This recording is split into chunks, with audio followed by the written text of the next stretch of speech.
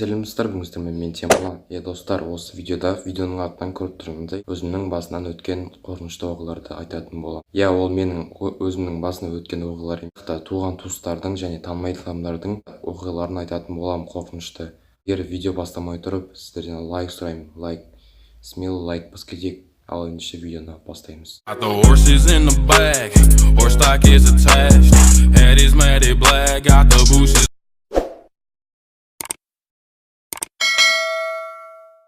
Ол бірінші оқиға менің туысымда болған. Яғни бір күні бір қыз болған. Ол мен туысқаным болған, болғанда мектепте болған. Мектепке барған кезде, апайына, өзінің көңіл күйі болмағандықтан еш үндеусіз отқан. Сосын апайсы тауыстырған кезде ол ештеңе демеген. Сосын ол қыздар, мазақтаған. Сонымен ол қыз өзінің көңіл күйін түсіріп, мектептен шығып кетеді, класстан. Класстан шығып кеткеннен кейін подвалға барады, мектептің подвалына. Подвалға барған кезде отырады, жылап отырады да. Сол жерде, бір сағаттай ма отырады. Сосын сол жерде отырған кезде қыздар келеді артынан. Қыздар келеді, есікті ашпай қойды подвалдың. Соның ішінде отырған кезде ар жағынан желкесінен мына жерден біреу ұрған сияқты болады да. Оған қыз сезіледі, сол қыз қорыққаннан шыңғырады, сосын тағы ұрады. Тағы ұрған кезде ол қыз талып қалады жерге, достар. Сосын сол қыз күзетшілер келіп, сол қыз ішіне талып атады. Бірақ қыз есін білмейді, жатады. Сол уақытта дәрігерлер келіп, ол қызды алып кетеді. Ол қыз оянғаннан кейін емшіге барады.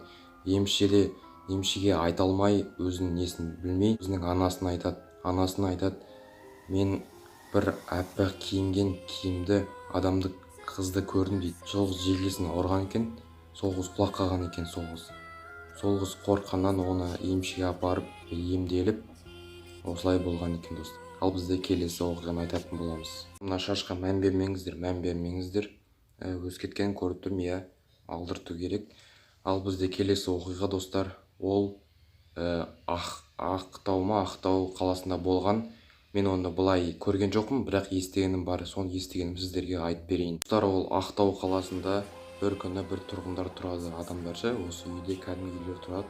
Сол кезде үй салып жатқан кезде жан-жағын адамдар үй салады, жан-жақтан поляға жазы далаға үйлер салады. Үйлер қаптаған кезде екі үй тұрады. Екі үй тұрған кезде кәдімгі бір жаңып кеткен ба үйлер.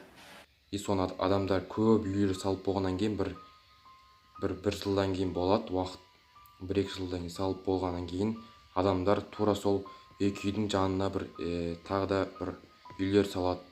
Үйлер салғаннан кейін сол көршілері сол жанып кеткен үйлердің ішінен бір дыбыстар естиді, достар. Бір шыңғырған адамдар. Енді сол кезде қиналып өлген ғой, сол жерде үйлер жанғаннан. Сол үйде далаға шықса да жаман дауыстар естиді дейді. Әсіресе түнде басталады дейді жаман дыбыстар.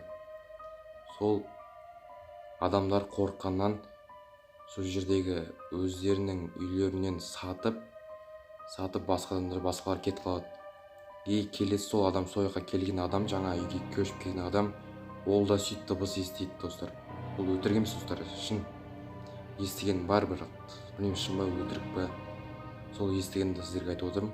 Сол адамдар сол келген кезде, сол жаңадан көшіп келген көршілер сол үйде тағы да дыбыстар естиді да. Сол 1-2 айдан сөйтіп дыбыстар естіп жүрген кезде үйінен бір күні бір адам шыққаннан кейін далаға кетіп жатқан кезде сол үйден есіктің жаман бұзылған үйдің ішінен есіктер кәдімгі ашылған естиді.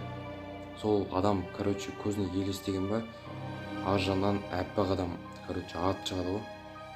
Ар жағынан шыққан кезде ана қыз ба, ұл ма білмеймін, сол шыңғырғанда, сол шыңғырған үйлеріне қашқан.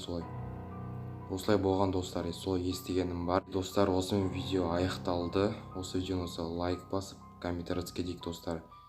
Келесі басынан өткен қызықты оқиғалар болсын десеңіздер, онда осы видеоға 40-50 лайк жинапсақ, достар. Давайте. Келесі видео өте қызықты болып шығады. Бұл қалай камера кішкене не етіп отырсаңыз десеңіздер, мен бүгін телефонмен түсіріп отырмын. Камерам кішкене ыңғайсыздау болады да, камерамен көшеге шыққан кезде андай заттарды түсіретін боламын. Ал үйге де осындай видеоларды түсірсем, телефонды қолданып отырмын. Короче, не деп кеттім. Осы видео ұнаса лайк басайық достар, лайк. Тегін лайк бас керек, 50 лайк жинапсақ, келесі басына өткен қызықты видеоларды айтатын боламын. Сіздермен болған мен Темірлан. Қош, сау болыңыздар. Давайте.